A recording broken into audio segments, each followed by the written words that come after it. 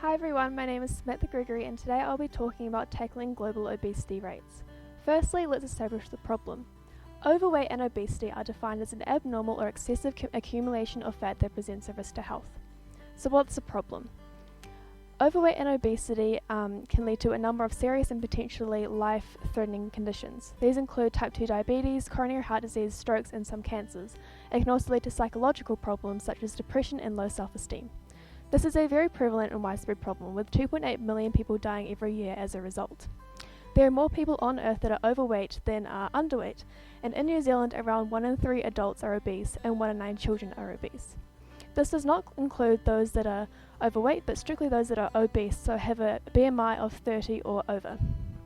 My group member is going to discuss sugar tax as a method of obesity control, however I will be focusing on limiting junk food advertisements. Junk food advertising is the promotion of food that is high in calories but low in nutritional content. This can take place across many platforms such as online, product placement in media and television, to name a few. Why is junk food advertising a problem? The World Health Organization says there is unequivocal evidence that childhood obesity is influenced by marketing of foods and beverages high in fat, sugar and salt. And it is a core recommendation of the World Health Organization Commission on Ending Childhood Obesity to reduce children's exposure to all such marketing. How does it affect us in New Zealand? A study conducted in Wellington by Auckland and Otago universities says that on average, Kiwi kids are exposed to 27 junk food advertisements every single day. Firstly, I'm going to be discussing the psychological aspects of junk food advertising. So what are the psychological effects of advertisements on children?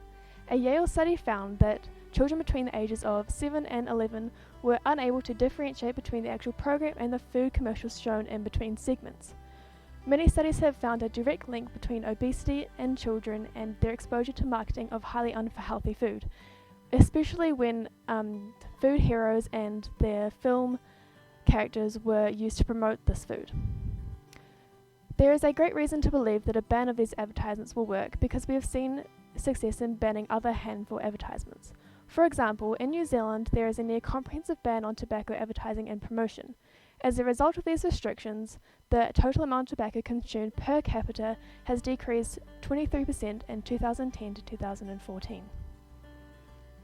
By that same logic, public health advocates argue that food ads should also be tightly regulated.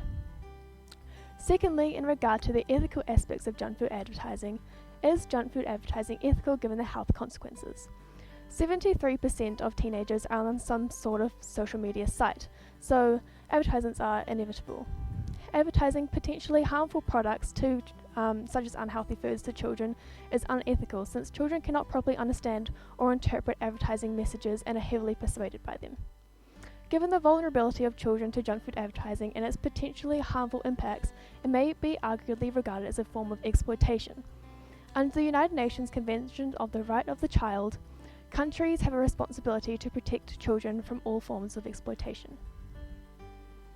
This is a picture of McDonald's sponsoring junior football in New Zealand. I personally remember when I was very young and used to play football, and fast food chains such as McDonald's would give us vouchers as a reward for good play. This is a problem because there are so many different types of advertising that these companies can do, and they are inevitable.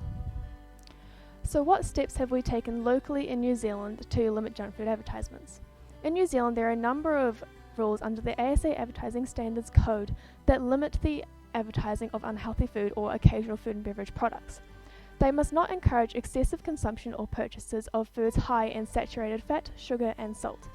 Advertisements must not mislead the nutritional value of any food and beverage, and unhealthy products must not be portrayed in any way that suggests they are beneficial to health.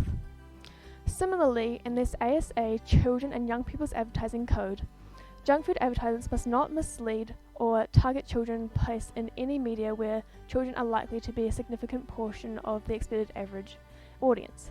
Advertisements must not mislead any potential health benefits. What steps have been taken globally to limit junk food advertisements? Quebec passed a law in 1980 banning fast food marketing aimed at children under 13. Fast food purchases subsequently decreased by 13%. Whilst the rest of Canada has seen an increase in obesity rates, Quebec maintains the lowest obesity rate in Canada. In France, rather than setting restrictions on the amount of junk food advertising, French authorities require that advertising for products containing these added sweeteners, fats, or sodium be accompanied by a message explaining dietary principles. For example, for your health, you should eat at least 5 fruit and vegetables a day.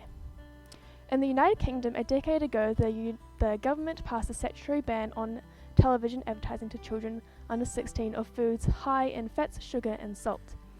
According to the UK Department of Health, children are now exposed to 7% less fewer commercials, and annual expenditures towards child-targeted advertisements have decreased 41%.